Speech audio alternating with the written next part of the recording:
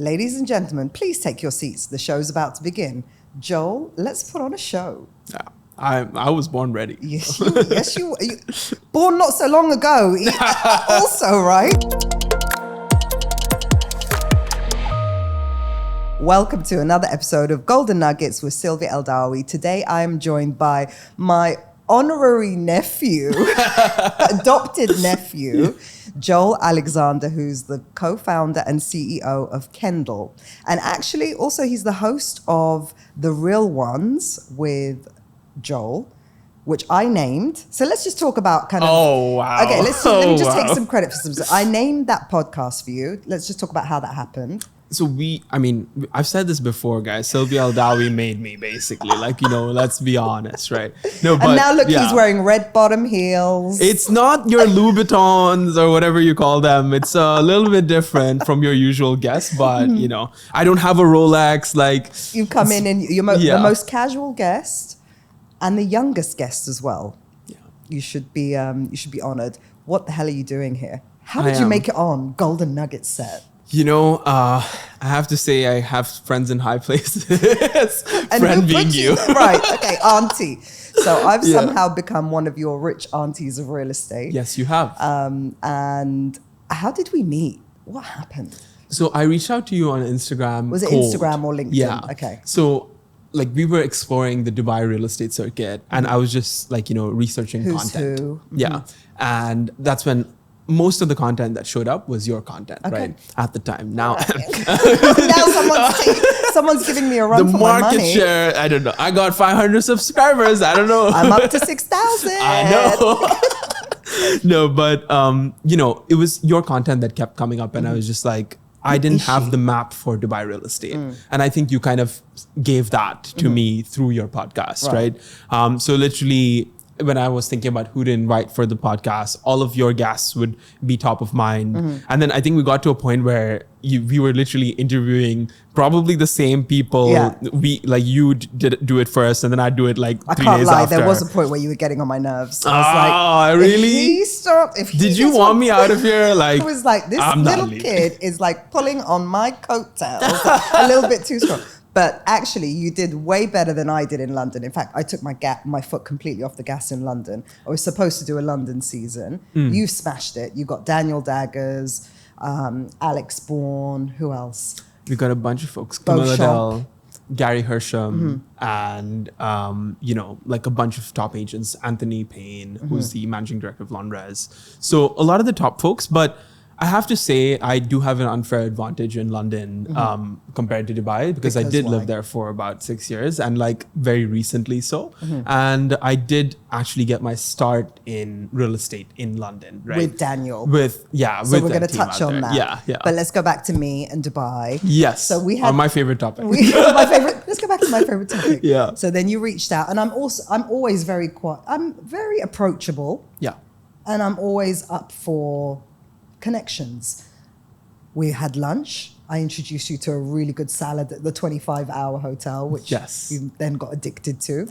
And I said yes to your show. And we had a few mutuals in common. And I really admired your entrepreneurialism for your age as well. Where does that come from? Because for a 25-year-old, you've raised a significant amount of money, not just for Kendal, but for other startups as well. So this isn't even your first startup. Can you just talk to us about your background, where you were raised, how you were raised, how did this happen? Yeah, I'll clarify the fundraising point, but to just get into the journey and how I guess got here, how I'm here in Dubai.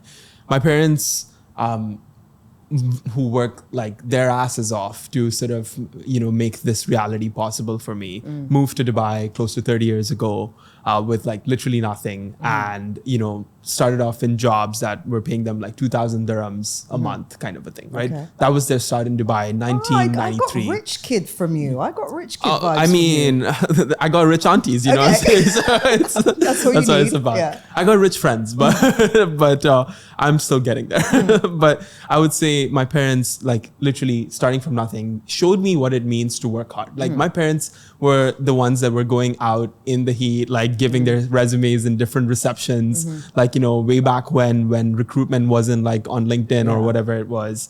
And you were born here? Yeah, I mean, I was born in India, but 3 months in I was here. So basically lived my whole life here, and did my high school out here as well. And just, I like going for chai at night, to cook, and these places will not be in the tax bracket of like your other guests, but it's just what it was for me.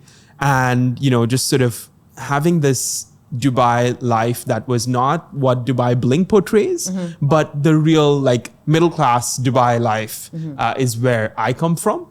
And sort of just seeing the hustle of my family, to be honest. They're not entrepreneurs. They're, in banking and things like that. And that's their hustle. My dad is still disappointed that I didn't do an MBA and that I didn't go into banking. Become a doctor or a lawyer. Oh, okay. Exactly. Yeah. But that said, like, I think it's their hard work and their rigor that I take after and like apply to my life. And like, for me, honestly, like the money stuff is cool. But when you live in Dubai and you've seen literally, if you go downstairs, there's 20 Lamborghinis, a few Rolls Royces, and like nothing about money phases you. What I have realized is like, place a lot more importance on family relationships, and just sort of, building and inventing. I feel like that's really where my passion lies. I want to be able to say that in this lifetime, I did something that impacted at least one lifetime ahead of me, like one generation ahead of me. Okay, because you are very much like, let's give it a try. If it fails, you've no fear of failure. No. And I hope Kendal is a success. Yeah. But you have had startups that have failed. Yes, I have. Let's talk about some of them. Yeah. So I guess the entrepreneurial thing, I was supposed to become an investment banker. That was the track I was going down. I went to the London School of Economics, and then like, everyone there is a machine for, an investment banker or consultant. And in my very first year of university, I just struggled academically. It was horrible for me, right?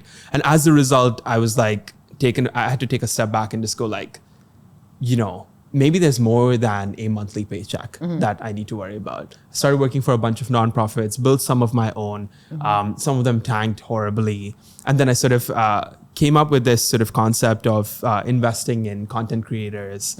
And that really got a lot of momentum with my co-founder Drishti and Harman.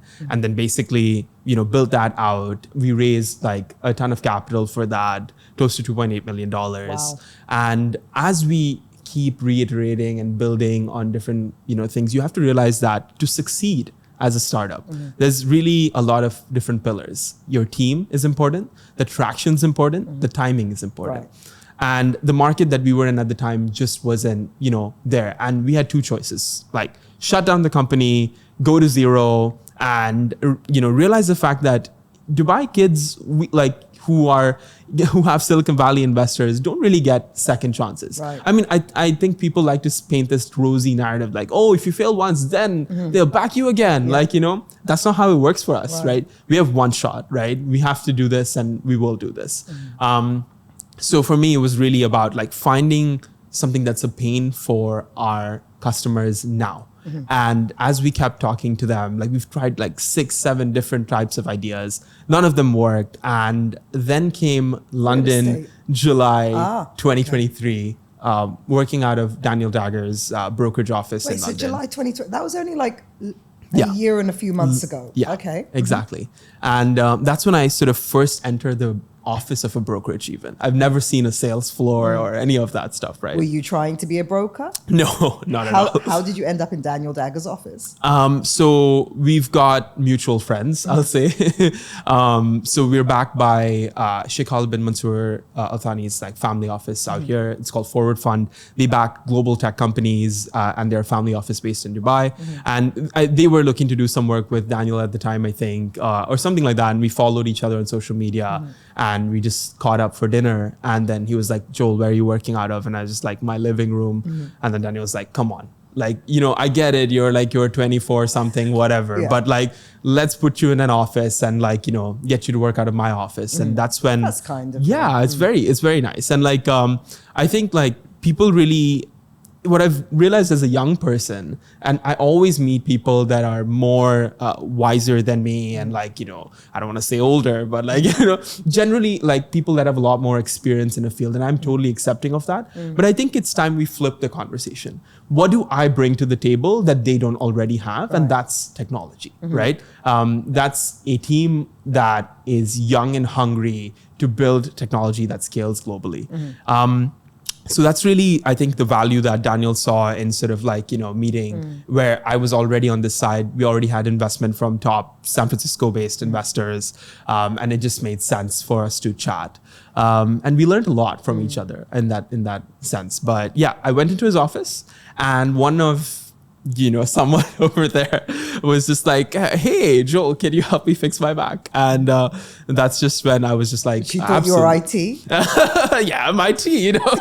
The Indian guy's got to be IT. Either IT or tax. Yeah, it's got to be like. He's an auditor. He's an auditor. Stay away from him. But actually, she was very friendly and like was sharing a lot about sort of the challenges that brokers face in general, leveraging technology in an easy to use manner, right? Because there's always this like rift, like, oh my God, technology is so complex, and all I should be focusing my time and energy is on like sort of closing deals and making things happen.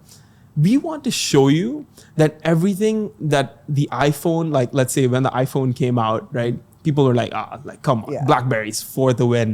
BlackBerry's like here to stay. It's not going away. And today we're all on iPhones, right? And the point is that these things actually make life easier for you. And it's our job in the tech community to simplify this solution for the business, for the real estate business, as opposed to try and introduce jargon, say words like machine learning and AI and like GPT-4o. It gets my back up immediately. Horrible. Even though we are going to talk about AI and machine learning, I'm sure. But you know, that's what sort of gave me the ick a little bit. And I was like, the smartest people in the world simplify ideas. They don't make them harder for other people to understand. And that's sort of the early days of, you know, getting started in the real estate world. So my thing about prop tech, which is real estate technology, is a lot of the founders perhaps don't necessarily have a real estate background. They are looking for a problem to solve rather than they have a solution that solves a problem. So it's kind of like, are you another prop tech looking for a problem? I know you didn't intend to kind of go into real estate, but what was the problem you identified that you were like, Kendal? I do admit that I don't have a fancy real estate portfolio, or I didn't know people in real estate at all. And like, you know, it wasn't just like me poking around the real estate business to figure, like when you're in the startup world, your job is to, you know, make something that people want. Right? And nothing but that. When you look at the Dubai real estate market, everything happens on WhatsApp, right? And yet there's no streamlined way that a brokerage deals with volume on WhatsApp, right? Whether it's day-to-day communications with, you know, agents and tenants and buyers and, you know, all these kind of folks, or if it's, you know, just your outbound or your general, how you deal with qualifying your inbound. There's no streamlined sort of way of doing this. And it's really bugging people to the extent that they're losing business. Every hour that people don't qualify leads, that brokerages don't qualify leads, they're losing $30,000. And that's keeping in mind the sort of average sale of a home in Dubai, the frequency of, you know, sales of homes in Dubai and things like that. There's a lot of leakage. Yeah, there's a lot of leakage. Like you put a bucket together, you poke a little hole in it, pour water in it. That's what's happening. You got a phenomenal market. You got a robust like developer environment. You got a robust agent environment. Yes, there's obviously people that aren't that great. That's the case in every economy. But you have that energy and that enthusiasm, right? How do you channel that to kind of like the right place and in the right way? So that's really what we're helping brokerages do. Like so where you got this idea, did you get the idea in London? Because in London and in the UK, their attitude towards WhatsApp is it's a very personal space. It's like you sliding up in my MSN Messenger. I don't want to, they're not ready for WhatsApp in the UK yet. It's still kind of an infringement on their liberty.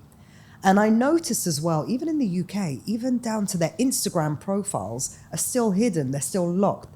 There's a lot of privacy concerns and they probably prefer to email. So did you identify that, okay, I need to take this to Dubai, UAE only, because they're not ready for it in London? No, I think for me, it was just like, I realized that technology is a gap in real estate in London, but I realized that WhatsApp is a gap in sort of Dubai real estate, right? So I had to choose. You have to, as an entrepreneur, know your strengths, right? Like, what is your pedigree? Technology, great. Where's your home ground unfair advantage? Sure, I didn't know anybody in real estate, but I did know one person in prop tech, two people in prop tech, one random realtor or whatever. And then like I can reach out on the basis of that, reach out to other industry professionals. And then like, there's a sort of a snowball that you can kind of generate off of that. But it's kind of like realizing where your unfair advantage lies and doubling down on that. That's why we're in Dubai. And I've known you now for, what is it, maybe 6 months? Yeah. And until just before this show, I did not know what you did. Yeah. So, like, That's I've watched totally some fair. of your episodes. I watched a lot of your episodes. Yeah. You never talk about Kendal. Yeah.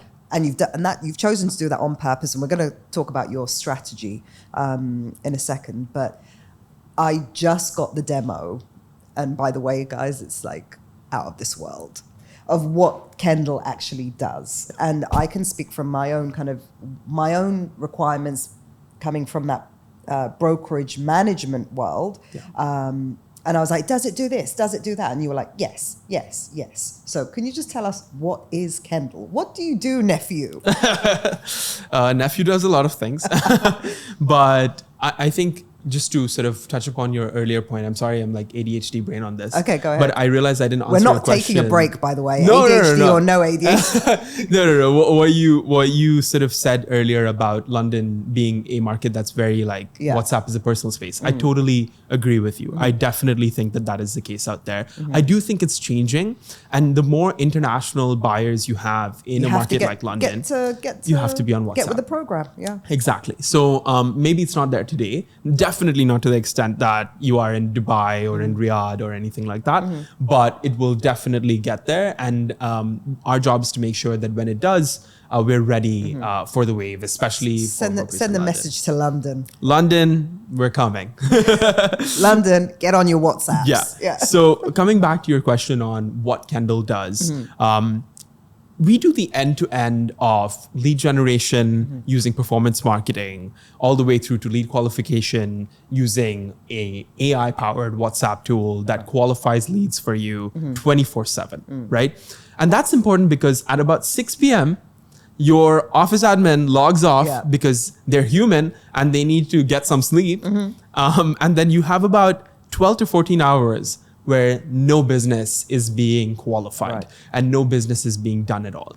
Your job, especially in a market like Dubai, is to meet buyers where they're at. And guess where your buyers are from? They're from India, they're from the UK, they're from Russia, they're from the US now. So there's a lot of, demand into this market from the overseas. But the problem is you switch off at 6 p.m. and you have to go to bed. Boo-hoo, right? That's world moves on. Prime time, New York. Exactly. The world moves on. And if you don't want business to go to another brokerage, because trust me, there's people that, are humans and operating 24/7 as well.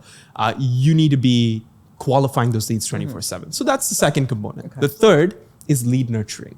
Not only is it important to get new business, the best kind of business is repeat business, right?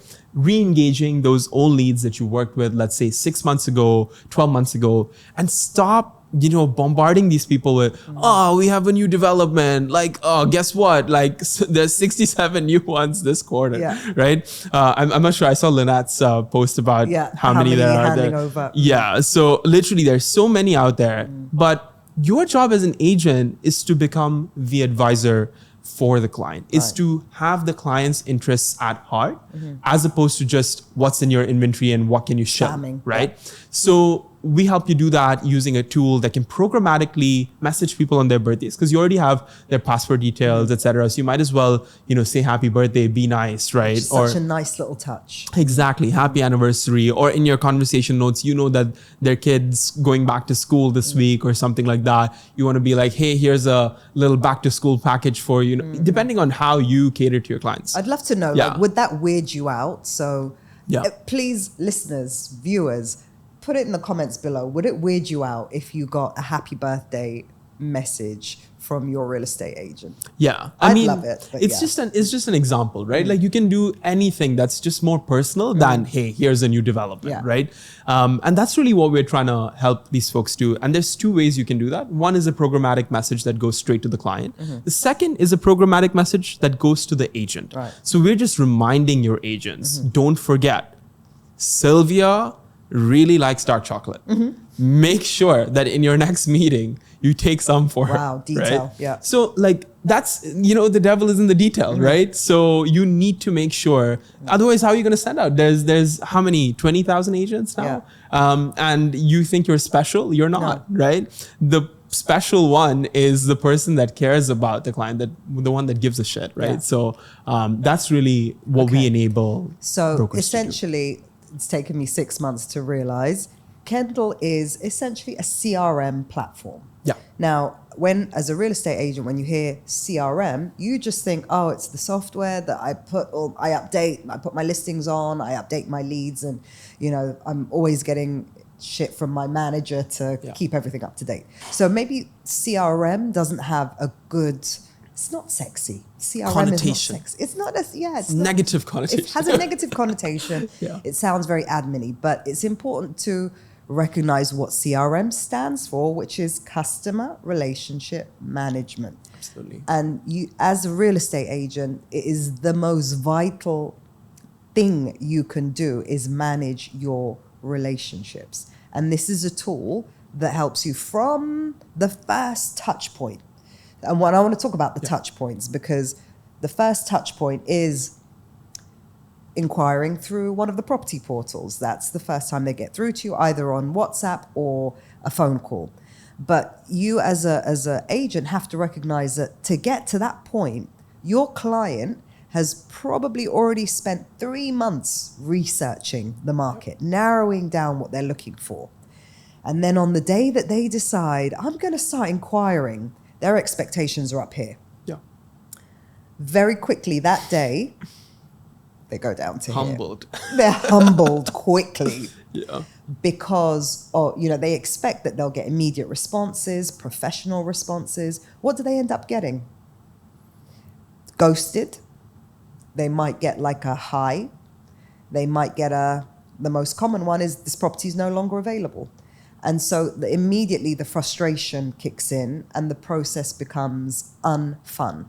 Yeah. So how are you, or if you could just explain, how does Kendal adopt, what language is Kendal using? Does it feel like a bot? Do I feel like I'm talking to, because some of these bots are quite impressive, very human-like. Yeah. So tell us about that first touch point.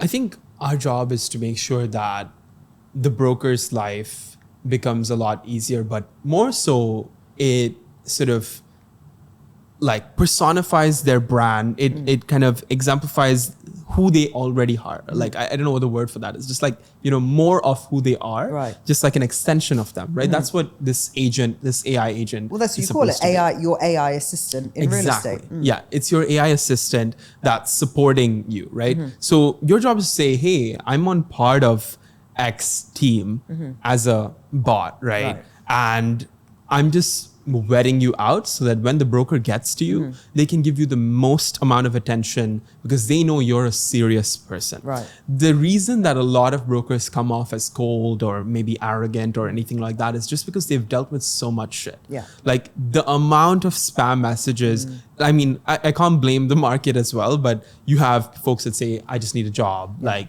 do you have this? Or it's not even about property, right? So if 90% of your leads, and this is just a fact, right? Most of your leads are going to be spam or not high intent, right?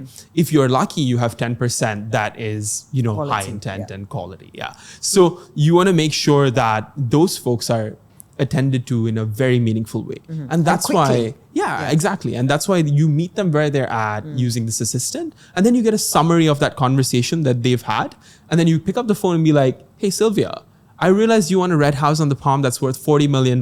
Guess what? I've actually got something in the diary that's, like I can schedule a viewing for you in the next 2 days for that. So the bot just lines up tees up what do they call it in golf? It's like tee up. I don't play golf. Okay. Sneakers. Remember bowling. Bowling. We go. All right, basketball. Basketball. You line it up or exactly. set it up. Okay. I hate sports.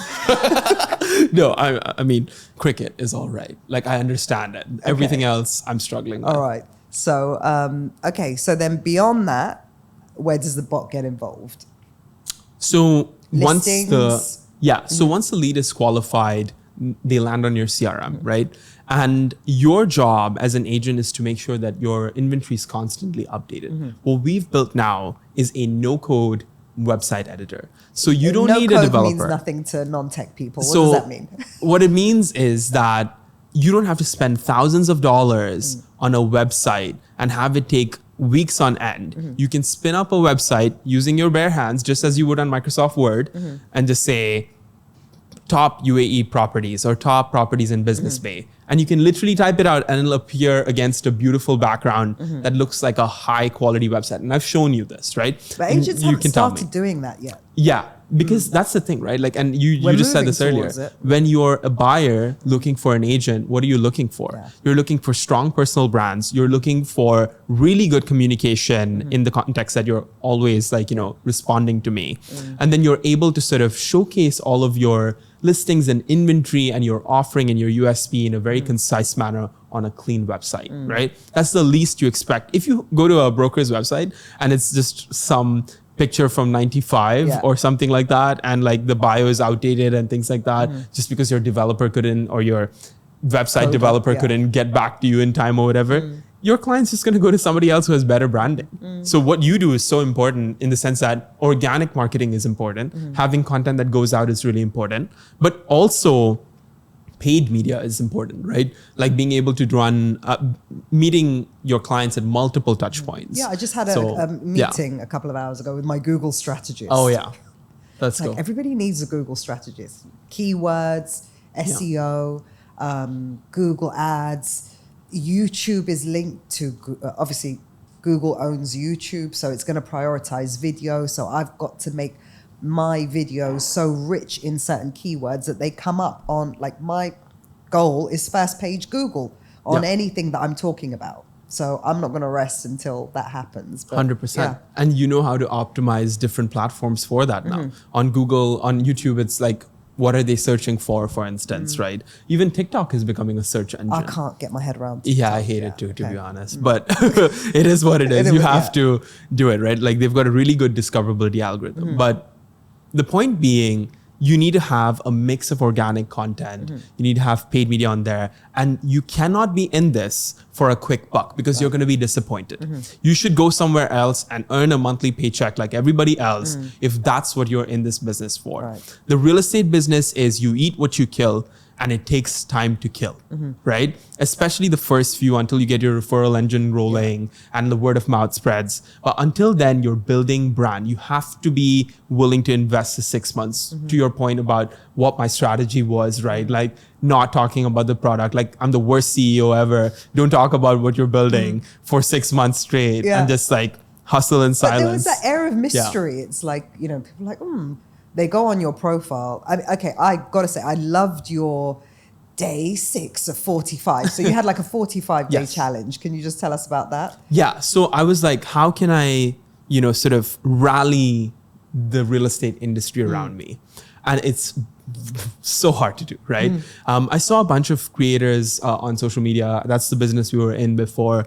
I saw them create this content to say like, oh, I'm starting a car rental company. Yeah. Oh, I'm starting a cafe or a restaurant. There's and that, all this. It's like a theme called Build in Public. Build in Public. Exactly. BIP, yeah. So people are building in public and they want to be a part of the journey. Because people don't just want to see like the success. They want to see the failures. They want to see the downside of being an entrepreneur or a real estate agent. So that whole authenticity. Yeah.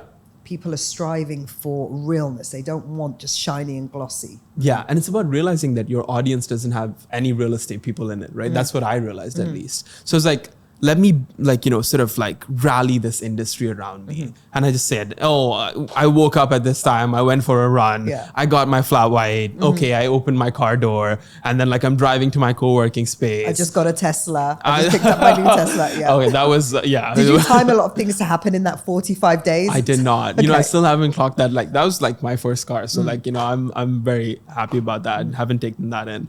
But my point is just taking people with you on the journey is so much better than I might fail tomorrow.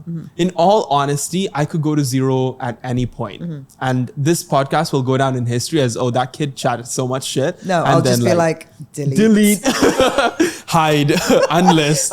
I'm Kendal's shut down.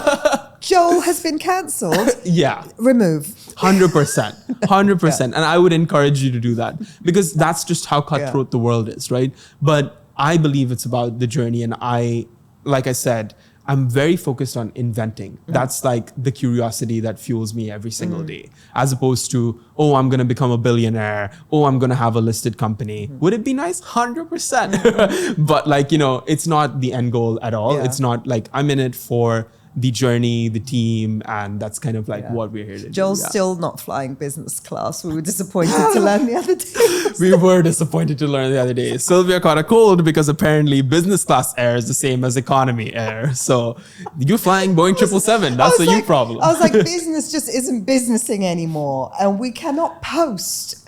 We cannot post business class. People post I'm in business class. No, this summer, the summer of 2024 was the summer of private jets and first class seats. 100%. First class seats for the kids. First class showers for the kids. The kids and the nanny were flying first class. Yeah. So that from this day onwards, no more business class bragging. So are you not flying for a while then? I'm either not flying or no, that was a awful journey. Yeah. And I'm still a bit nasal and kind of blocked. Yeah, business is kind of cramped. I was just I'm we need to start going first class, that's it, or private jet. It's so different. This world is so different. The real estate world is it's so funny. People will subtly be the orange juice is so weird here in business class. But they won't say business. They'll just be I'm humble bragging, right? Yeah. I'll just show the orange juice and the seat looks a little different. So I'm in Emirates business class. Or it's the selfie with the, Yeah, but this is what Silvia Eldawi thinks, guys. She thinks you're nothing. You are the scum of the planet. No, I'm thinking business you just have miles. You just accrued miles. Let's be honest. That's you have how a few credit cards and a problem. Yeah. So nothing to brag about. But so I'm still recovering. How did we get there? Humble bragging, no. Okay, 45-day challenge. Yes. So towards the end of that 45-day challenge, and I was rooting for you. I was has he signed anyone up yet? Because it was what was it? It was 45 days to get my face in front of the top real estate brokerages in Dubai. Yes, exactly. And honestly, I swear in between, I took a bit of a gap. I was I paused for 2 days. I'm guys, I'm not going to make it. I need a couple days extra. I need extra runway. Yeah, because these guys take long to make decisions, right? Even if it's not about how much money it is. It's about sort of having to come to terms with something new. And I totally understand that, it's right? change. And change takes time. So we did manage to sign on our first clients in the end of this 45 days. Who was it? So it was just an agent looking for a website editor kind of a thing. And they came on for what I told you about. You don't need a coder to come in and do all your websites. But that was the first kind of client that came in, right? But in that journey, I got to meet some amazing people, yourself included. And I have to say, despite our podcast animosity or rivalry or whatever you want to call it, it's been the most supportive environment that I could have asked for. Whether it's you, whether it's Majdel, whether it's Lynette or Dunya, anyone in that business, everyone's been so supportive, and I'm not going to say that it's necessarily a supportive industry, because not everyone is going to get that same treatment. But you're extremely likable. I mean, I'm not after anyone's lunch. I'm trying to make everyone richer. And and it was I think people can relate to. Okay, this little whippersnapper, very entrepreneurial. He's very focused. he's got a vision. Let's support him where we can. There was nothing kind of like, oh, he's just an annoying, like, ego. There was no ego involved. It was like, here's what I'm doing. Here's what I'm building. I'm building in public. I'm failing in public. I'm winning in public. Join me on this journey. So everyone wants to kind of be a part of that journey. And I think there's lessons in there for real estate agents. So I'm going to ask you the question, knowing what you know and experiencing what you've experienced, if Kendal did collapse tomorrow and you decided natural progression to become a real estate agent, what would your approach be to being a real estate agent, knowing what you know now? I think personal brand is number one, right? And the reality is that the bar to become a real estate agent is not that high, right? So what do you bring to the table? And I would, again, go back to that unfair advantage. I would be the Tesla broker or like the realtor in a Tesla or like, the technology broker, like, the guy that understands tech and is able to provide his client with that sort of an experience where they have their own dashboard, for instance, when they, because that's my pedigree. That's my strength. What's your strength? Is it fashion? Is it sort of, let's say, news, like current affairs? Is that kind of where your strengths lie? Are you good at political commentary? Because at the end of the day, people are going to resonate with the things that you're passionate about, not the thing that you're selling, because everyone's selling something. So the only people that you buy from are people that you like, right? Why do so many people come on the Golden Nuggets, right? It's not so much because, like, we talk about real estate. It's because they like you. And it's because of sort of the amount of attention to detail that you pay. I know how much preparation you do for a podcast. During and after. Exactly. Whereas I'm like, hey guys, what advice would you give your your 21-year-old self? How is 7-year-old? What did 7-year-old Silvia want to be? 7-year-old Silvia was saying goo goo gaga. Like, no, but it's that's what I'm saying. So I would align my unfair advantage and then combine that with real estate. So let's say I'm an athlete, I'm a runner, being able to take people through the process of me being an athlete while also being a broker. So you is could, where my advantage okay, is. so in that scenario, I'm just thinking content creation wise. If you were that athlete, I would be jogging every day and talking about the next launch. Like, join me on this run. Or I'd kind of package it in a way where it's like, run with Joel.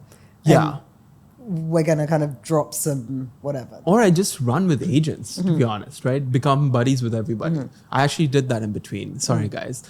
Because I was like, let me research, like, my segment and like see what these people are like, and I literally ran with a bunch of agents. You know who you are. And it was the hardest thing to keep up with them, by the way. I was unfit as hell. But you could create a run club. You could create a chess club, a cycling club, a book club, whatever it is. There's a niche for everyone, right? And that's the beauty of not only the real estate business, but in broader content creation. And I think there is power in sort of organic, original content, right? And like his picture popped up earlier, but like Realtor on Harley, for example, he's one of your clients now? No, not yet. Okay, so all right. That's going to have to make that happen. Better. But that his brand originally started Realtor on Harley, and now you associate him. It's got nothing to do with real estate, but you'll have that association with one of his passions, perhaps. I'm trying to think who else. Just think, like, let's take Zohaib as an example, Realtor on Harley. Every morning, without fail, there's a picture of his wrist on like the wheel Humble of his bragging. G-Wagon, right? And like, yes, whatever is on the wrist and whatever is on the, like, it's a G-Wagon and it's a Rolex or whatever. But the point is what he writes every single day, right? And it's something motivational, something about work, something that resonates not with maybe other real estate agents, but any hustler ever, right? So is he up at 4 a.m.? Is he one of those? No, not at all. Not at all. He's very honest about those kind of things. Like, he gets his coffee from Adnock, like, you know what I'm saying? And he's not like fussed about that at all. He's very real in that sense. And he's just like, hey, like, I know you're going through it. Like, keep going. Inspirational. Just like, let's keep doing it, right? Yeah, because I follow Spencer Lodge and I see his, like, I mean, obviously I wake up a few hours. To be fair, I like almost all of his 4 a.m. stories. I think it's like, I don't know the guy, I don't know how he is and whatever, but like, one thing's for sure, anyone that has that amount of discipline is just like, it's commendable. But I tried it the other day. I really did. 4 a.m.? Yeah. Oh my God. And you can't do 4 a.m. unless you literally send yourself to bed at 9 p.m. Yeah.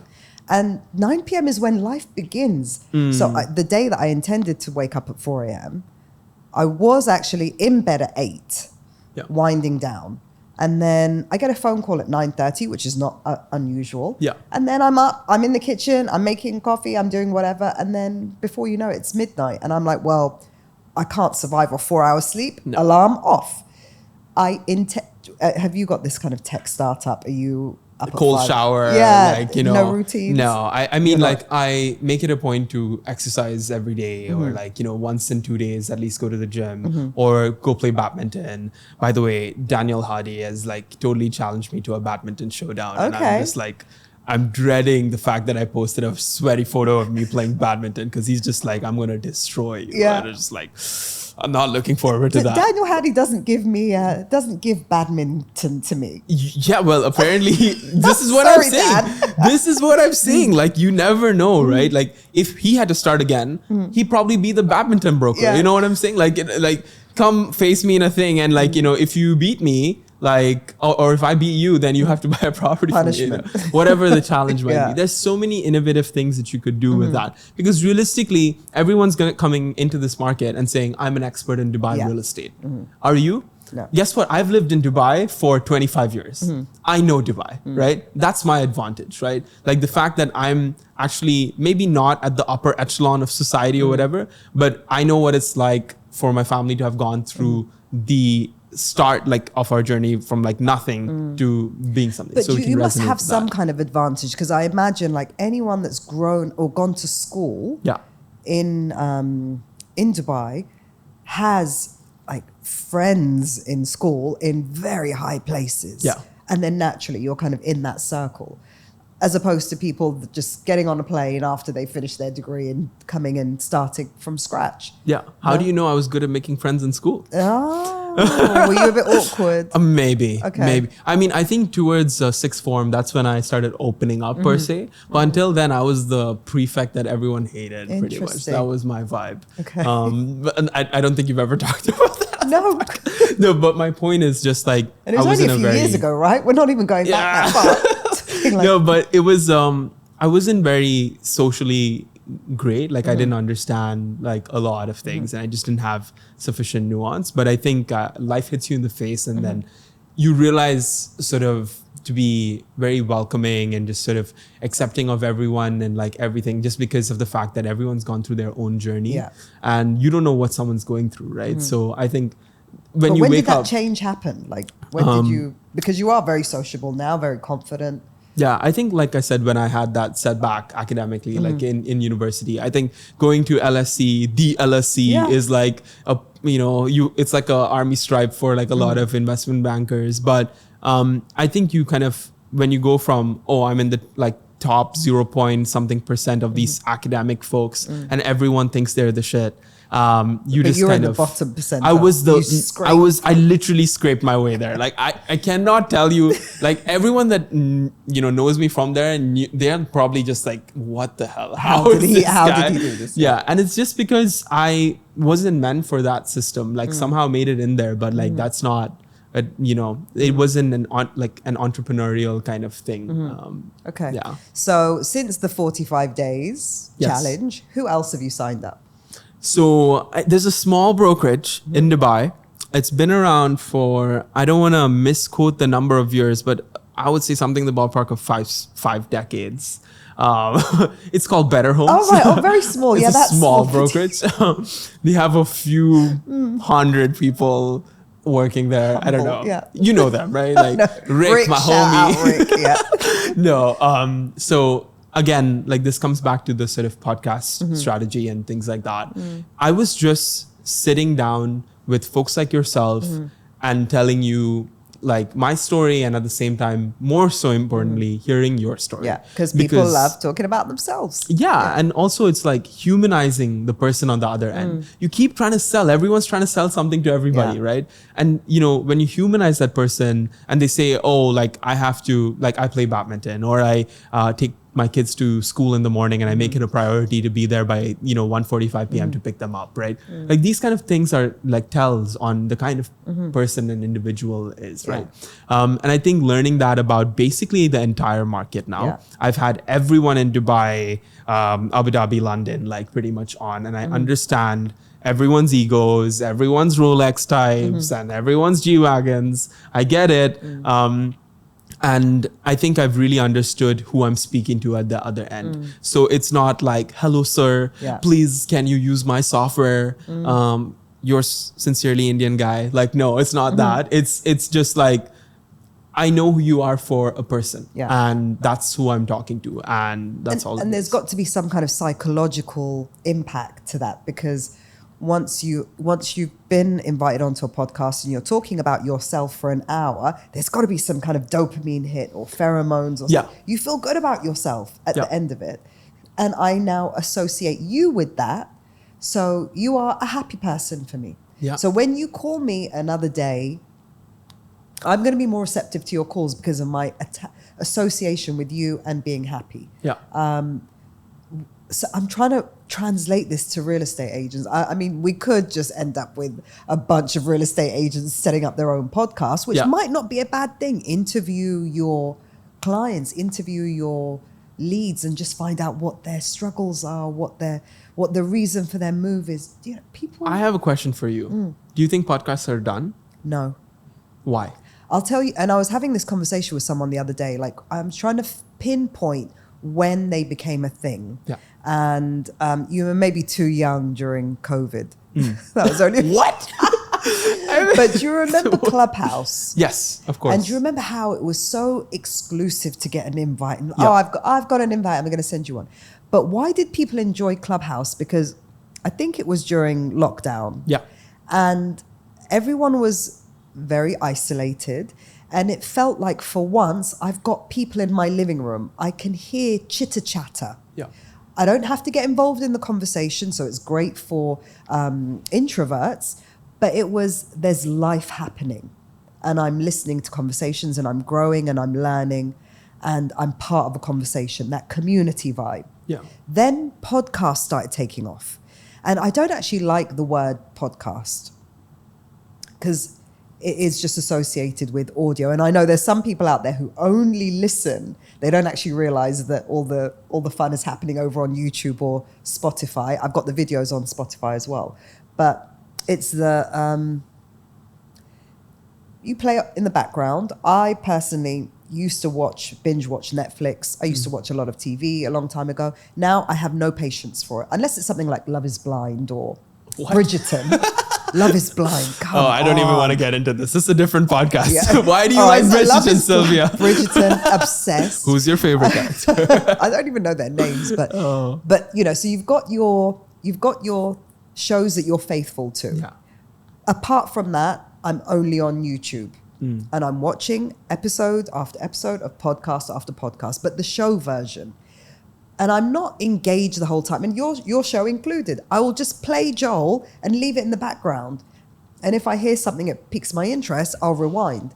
But I think that, people as well, they're driving. They don't really necessarily want to listen to music. They want to make use of the time and learn. So a lot of people tell me that actually they listen on their journey in or their journey back from work or whatever it may be. Do you think podcasts are dying?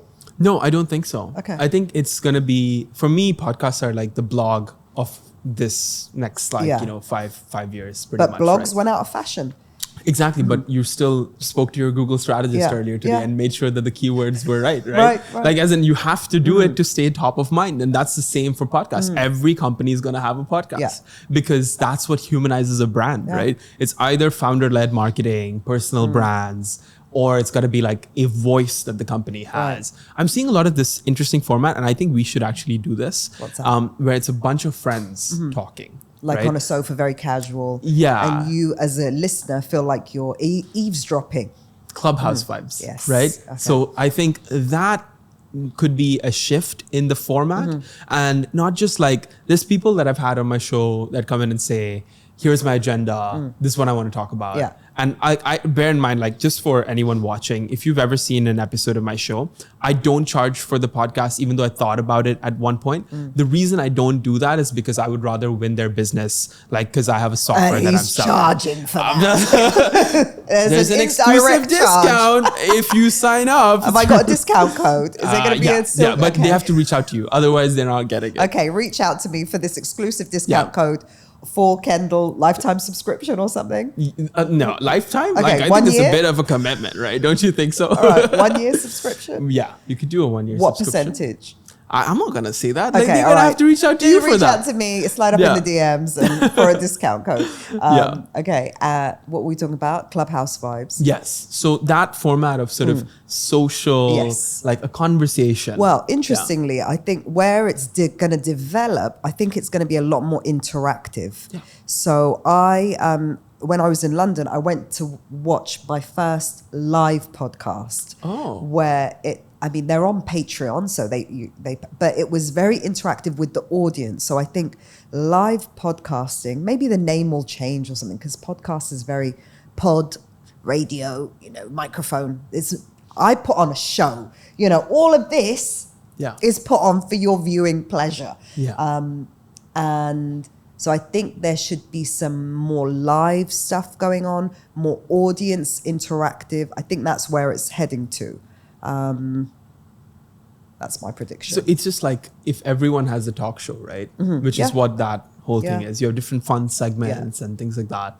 How do you make it interesting, right? And I think that's where people talk about how AI is taking over jobs and things like that. Get AI to do that creative, vibrant, like funny element.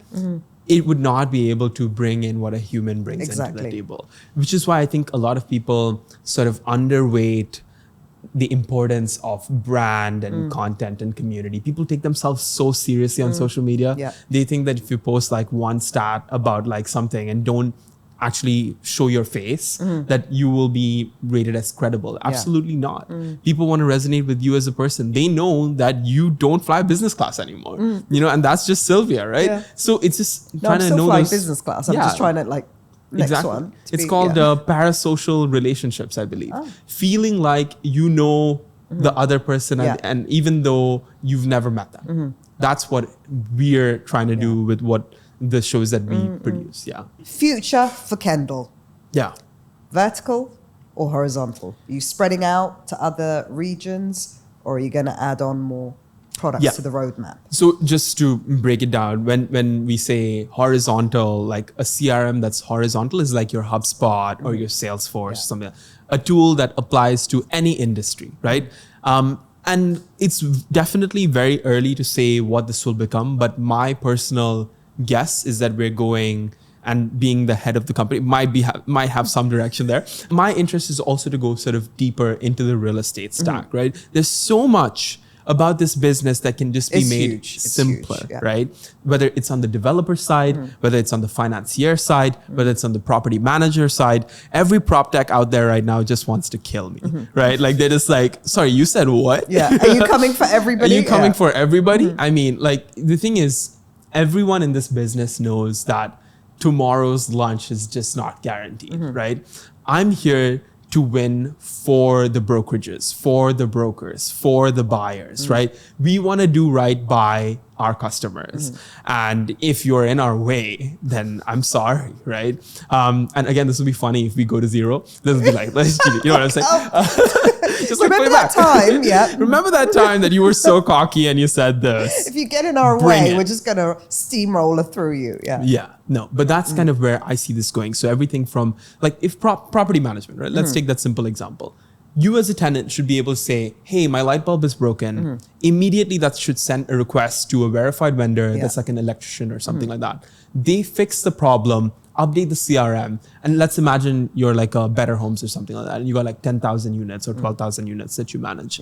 It should be running on autopilot, and you're printing like 7%, like every single year. In principle, it sounds super easy, but coming from a prop tech background and property management background, light bulb. First of all, that is considered minor maintenance. Yes. That the tenant should be paying for. But if it's all integrated into a system, this system needs to be smart enough to know who's paying for this replacement light bulb, which it's not. And then I need to get a quote, because if it does end up being the landlord who's paying, I can't just authorize it. I have to get that quotation, not for a light bulb, but let's just say whatever the works are, I have to get that approved before I can give it the go-ahead. So I'm yet to see a property management. I mean, obviously, like this Happy Tenant, which they have built an outstanding property management software. Who's that? Joe Mufaraj. Episode 11, I think. I've heard of them. He was one of my first guests. Now, that is one that I use. It's great. Of course, Keeper I co-founded. Also, who's Keeper? What's Keeper? Waleed Shahabi was like my third guest. Yeah. Or something. So we're all trying to fix that problem. But it's a huge problem because there's so many people involved. Like when it's a car, you've just got, let's say this business was the car industry. You've got the car, the product. You've got the driver. That's it. But real estate, you've got the property, all the problems that come with that property. You've got the seller, the buyer, the tenant, the landlord. There's so many moving parts that it is such a huge challenge to solve in PropTech. That's why everyone's trying to build a super app, for real estate. But it's a big job. So I think there's one thing that's changed since all the prop techs of the world started, and that's the advent of OpenAI and GPT-4 and natural language getting commercialized, right? What do I mean by natural language?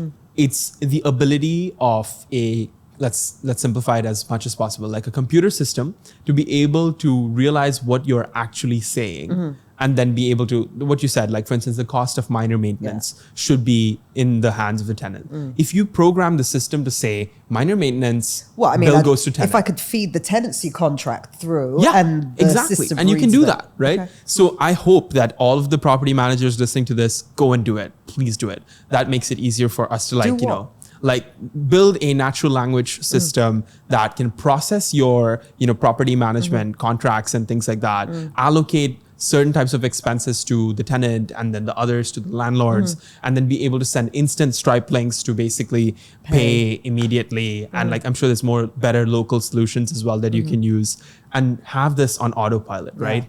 And make sure that the parameters are always quality checked.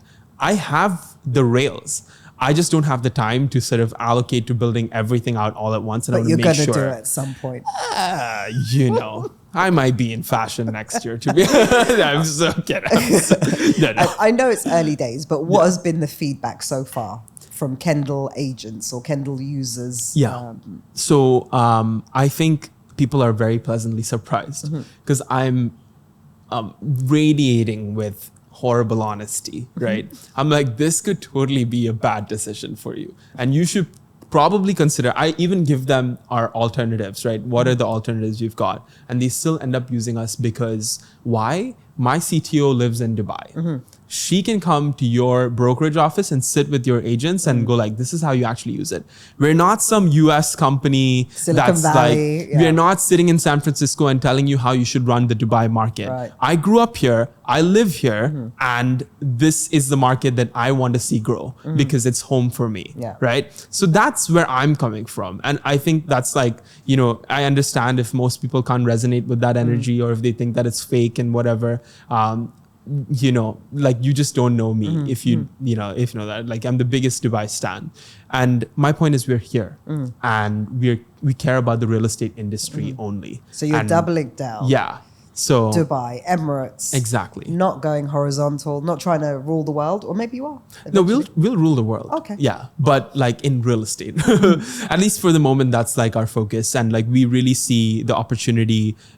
Also, all of the technology that we've built, if we just add in email and all the other boring components that current CRMs have, that's not WhatsApp, for instance, you can immediately attack pretty much every other market. If you add an iMessage integration, we can go to the US, right? If you add, because they love iMessage. They're all on iMessage. They're not on WhatsApp, right? So that's how many million brokers are there in the US? The NAR has how many? So you know what I'm talking about. And our point is, can we build a global prop tech startup from Dubai for the rest of the world, right? So that's what we're That's the do. goal. Okay. Yeah. And what would because now that you're in that industry now, I assume you still haven't bought your first property. Oh, no, I haven't. Okay. Yeah. So it might be premature to ask this question, but from what you've seen so far, do you have any top tips for home buyers? Yeah, I think let's do the basics, right? Like I think I've met with His Excellency Marwan bin Ghalita. Like I met with him and with Dr. Mahmood and all of the folks that are involved in the REIS initiative, right? The property technology initiative by the Dubai government, which by the way never happens anywhere in the world. Where And the they're in government, London right now. Yeah, they're in London for the Prop Tech Connect thing. And why one aren't thing, we in London right now? I have no idea. Timed very well. We're not cool enough. No. But like one thing that they said was they want to make sure that buyers and interests are protected. There's so much cold calling. Yeah. There's so many illegal folks, like illegal brokers kind of trying to say that they are a broker. So get the basics right. Make sure that they have their DLD permits, that they have a Truck Easy permit. Truck Easy permit is like, make sure that they have that QR code thing at the bottom, right? Like whenever they're marketing something, because that shows you that they have a permission from the developer and like from the general DLD that you can actually market that property. That's the basics.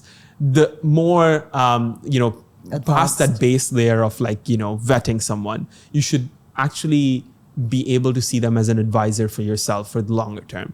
If this is just like a single transaction, I'm going to buy one home and that's it, you're gravely mistaken, because once you buy one home, you tend to buy another. Like if you're in that position, a lot of people tend to do that. The earlier you get to have the privilege of buying your first home, the more likely it is that you buy a second home, whether it's for investment or to live in or whatever it might be. So you want to make sure that the person that you're partnering up with is someone that either is very comfortable sharing business with, other endowed other brokers, or there's someone that has that level of reach that they can access the market and they can sort of share that degree of expertise. So I think there's different ways that you can build that expertise as a broker. And not all of them needs to be that you have to live in the place for like 30 years or whatever it is. But there's definitely a bunch of ways where you can show your expertise and your value add before you choose a broker kind of. So how do you how would you recommend a home buyer actually go about that? To be honest, I think because there's no like glass door for real estate. There's no review system for a broker kind of a thing. The easiest way is to type into your Instagram really and see who you resonate with first, and maybe make a short list of about 5 people. And then once you've made that short list, you just see like what are the common things that they're saying and what are the things that there's discrepancies on. Pick the 2 most or 3 most interesting people, pick up the phone and talk to them and see where your gut is saying that is best. And then obviously represent you. 100%. And again, like I said, do the base layer, make sure that they have their permits, their licenses, etc. And then think about the firm that they represent as well. What do they have to lose, right? Like you can have boutique firms that are better positioned to represent you than a large firm sometimes, right? So being able to know where the credibility is at, and that's really what it comes down to. And again, from your early days, what is the biggest mistake you think you've witnessed or you're witnessing real estate agents making? I think real estate agents think that the only way to break the noise is by being the noise, right? Like in the context that there's some people, I won't name names, that they're poaching databases from all sorts of illegal places, and then they're trying to send those messages out. They're trying to send messages to those people. So when we onboard a client, we specifically say, we will not onboard you unless these leads are generated by either us for you or by yourself kind of a thing, from your existing database. Because those are clients that have given you consent to engage with them. And that's what you want to make sure. You don't want to be a bother for a customer, because at the end of the day, people that live in Dubai are some of the hardest working people out there, and you don't want to be a nuisance, right? So I would say focus on quality and value add and real market expertise, and like however niche it might be, whether it's you're an expert in JGE or like ranches or whatever it might be. Focus on that and give them that unique insight. And I would say that's way more valuable than trying to say, I have new development today. Do you want, what I'm saying? That doesn't really, so yeah. Okay. That's what I'd say. All right. Anything else? Any other closing remarks from Ken? Honestly, I think it's just such a privilege to be here and like to chat with you. And like obviously we can go on for hours because we have a lot to riff on.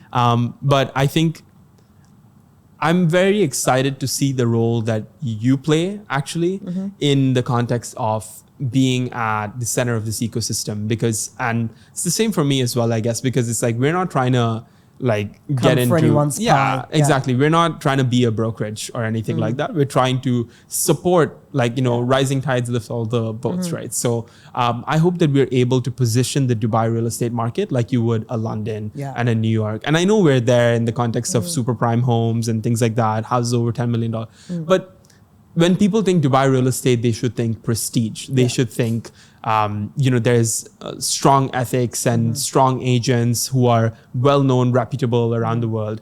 And I'd like to, there's a, like, you know, prop tech technology company that came out of that region that is now servicing the entire world. These are the things that I would like our market to be known for. And I think that you're a big part of that. So, thank you.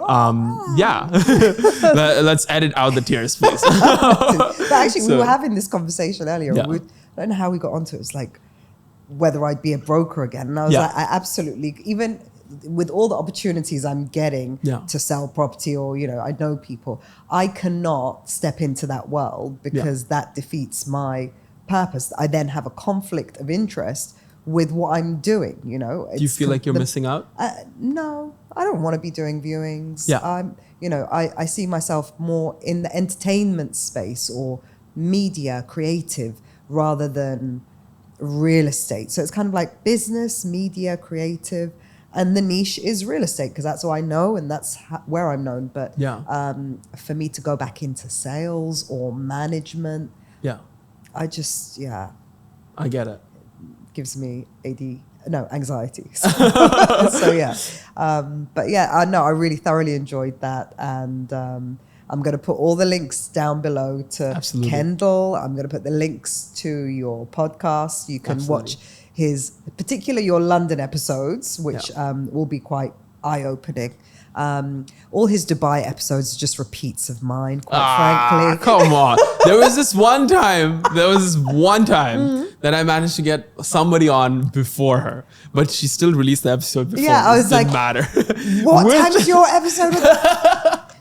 When are you filming with him? He's going to edit it? I was like, right. And I told my team, exactly who we're talking about. And I told my team, I need this episode published yesterday. Yeah. And in retrospect, I'm like, actually, I shouldn't have been in such a rush. It's fine, you know? Yeah. Well, you know, we're the only two in the space, I guess, that's independent of the brokerage. Yeah. So I fully support you. One day I will acquire real ones. Wow. You heard it here first, guys. But I mean, to be honest, there's a lot of great IP on there, and I think it's like, it makes a lot of sense. But it's just, for me, I think it's just part of the founder story and like also just personal branding. And, you know, at the end of the day, that's literally your whole thing. That is what brings business, right? And I wish more founders in the tech space, especially the prop tech space, calling all of you guys out there again, just, you know, spend time talking to the people who are basically your customers and get them to know, get to know them as people, because you talk about churn and how many people are not using a product and CAC and LTV and all this kind of stuff. But do you really know the person you're dealing with and what they're going through, right? And how empathetic are you of your customers? And get into the trenches. Get into the trenches. And like, honestly, they're all lovely people. Luckily that I'm not a competitor or an enemy. So I guess maybe that's why I think that. True. But genuinely, I couldn't be more grateful for the most supportive Dubai real estate ecosystem, whether it's on technology, all the prop techs that we spoke about. Been so kind. The brokerages, especially the bigger ones that, you know, sort of took an early punt, like, you know, Farouk Said, Rick Wayne, like all these guys coming on like very, very early on. Majdel, Lynette, like yourself, like we all believe in you. Yeah. And it's just like, to go on a podcast with like 200 subscribers at the time, like, you know, it doesn't really make much sense, right? So I really appreciate that, and really appreciate you taking the time as well. Thank you. Well, seeing as you're a fellow host, you can do the sign off. Oh. What's the call to action? What's the call to action? What do we want them to do? Oh, you see, this is the thing. I don't have a call to action. I just say, come back next week, please. Next week. or go through the other episodes that you may not have watched. Yeah. And what's your favorite episode? What do you recommend viewers go back and watch? Of yours? Of mine, yeah. Shit. Hold on a second. You must have watched at least. No. I've watched as research for your guests. No, I have. Oh yeah, that's actually early days. That was definitely. I've actually texted you that. I really liked your episode with. I think Lewis was good. That was Rick was really good as well. Yeah. I think that was two of the really nice episodes that I personally liked. Okay. Because everything else, like, well, I feel like was the more unhinged, even Dom for that matter, I think was very nice. Like I've never met him, but like, that seemed like You'll a great see him episode. at fight night. Oh yeah, that's going to be fun. Like apparently I dress up now. Like, black tie. No, Jordan. No. Okay, cool. Yeah. I'll fix it up. Don't worry. I'm sure boy scrubs up well. Okay. All right. So I'll put the link to Joel's favorite episodes down below. And I wish you all the best of luck. Thank and you we so want much, another Sophia. 45-day challenge. Yeah, happening. it just takes a lot out of you, to be honest. Like it's like 2 videos a day, just like nuts. My editors are buzzing even now to push the one that I have to push out today after this. So, all right. Well, we won't keep you any longer. Thank you so much. And don't forget to like, share, and subscribe. Thank you.